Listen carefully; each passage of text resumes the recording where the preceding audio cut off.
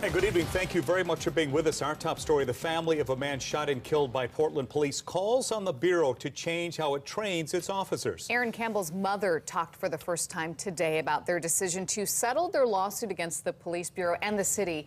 KATU investigator Anna Canzano was there, and she says it's not all about the money.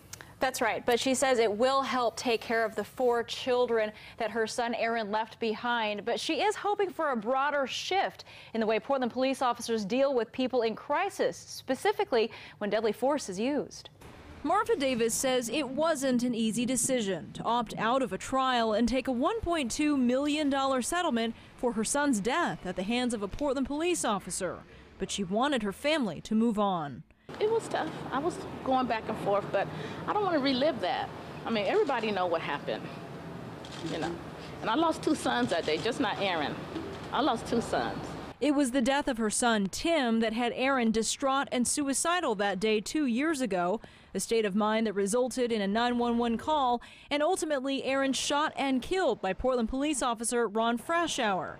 Aaron was unarmed and walking backward toward officers when it happened with his hands behind his head.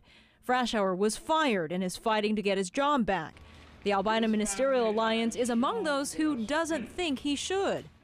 We also want to identify those officers that are constantly using excessive force and deadly force, and to remove them from the Portland Police Bureau.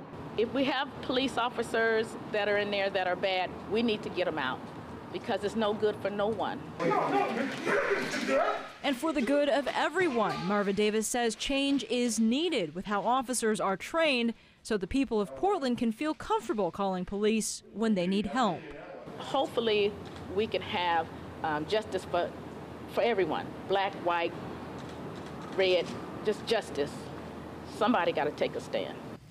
Now, these court documents show that if this had gone to trial, a whole line of Portland police officers were ready to testify that what Frashauer did that day in opening fire was actually consistent with Bureau training and policy. And what does that training involve exactly? Well, we paid a visit to the police academy down in Salem today where we visited with officers-to-be and we saw what it is they're trained to do and how it is that they're trained on deadly force, how they are trained that legally they can open fire even if they don't see a weapon. That's something that's very difficult for a lot of people to understand, and we'll bring that to you coming up at 6 o'clock. We will see you then. Thank you, Anna.